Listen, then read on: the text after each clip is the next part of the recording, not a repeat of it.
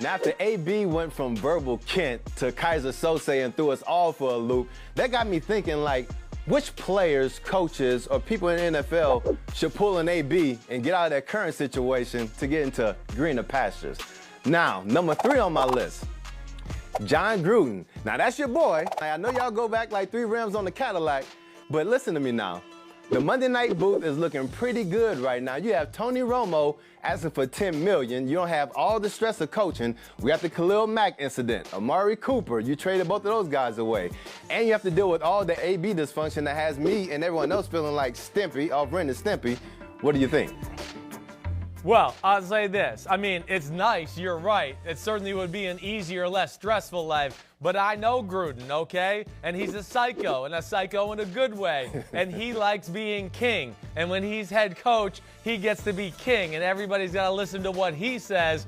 And if he does those other jobs, you know, it's a little bit more of a democracy. He doesn't want that. He'd rather be king all day long, Tank. But I hear you. It would be a little less stressful for sure. Now, I know he likes to be king, but I will admit that AB had him and all of us looking like the court jester. But we'll move on. We'll move on. Khalil Mack. Now, obviously, Khalil Mack was one of the dudes he traded, but I'm thinking Khalil Mack going to the New England Patriots. Then also, too, we talked about Ryan Pace.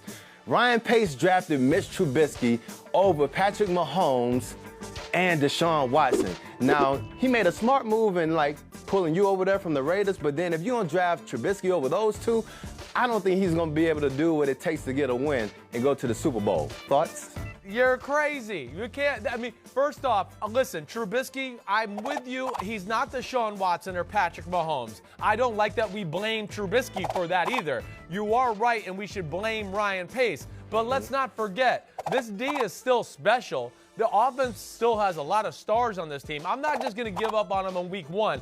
And last year, hey, Trubisky, he gave them the chance to beat the Eagles in that wild card playoff game. It wasn't his fault the damn field goal kicker couldn't hit it through the 2 yellow posts and did the old double doink. So I'm not giving up total hope yet on the fact that Mitchell Trubisky, with the right pieces around him, can be a winning quarterback, a team that takes a team to the Super Bowl. I mean, Rex Grossman did it in Chicago. I think Mitch Trubisky can do it too. All right, when you throw out Sexy Rexy and then you all right, yeah. So I guess, okay. Some solid points there. Now, number 1, though, Saquon Barkley to the Kansas City Chiefs. Now, hear me out. You know, Eli still rocking the Eli face. He looked better this past weekend, but, I mean, you know, he's on the descent. Daniel Jones looked okay in the preseason, but he's not going to be a Pat Mahomes. And when I think about it, just imagine New England Patriots with Tom Brady, Josh Gordon, AB, Julian Edelman. Now you have Saquon Barkley, Tyreek Hill when he gets healthy, Sammy Watkins. Can you imagine that offense going against each other, both of those, in the AFC Championship game to go to the Super Bowl? Oh, my God. Oh, I mean, that would be fireworks galore. That would be unreal. I kind of hear you with the Saquon Barkley thing, okay? If anybody, I'm a little scared about, like, a superstar, and I think Saquon Barkley is the best running back in football. He's unreal. He's like Barry Sanders with power in his football game.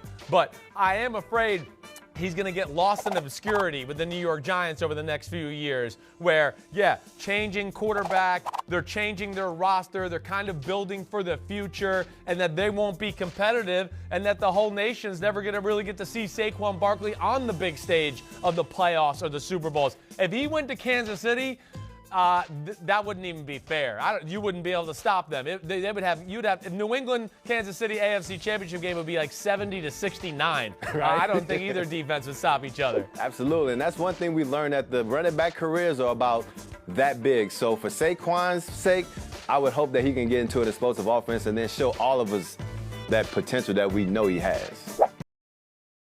Hi, I'm Mike Tirico, and thanks for watching. Make sure to hit subscribe for the latest news and highlights from NBC Sports.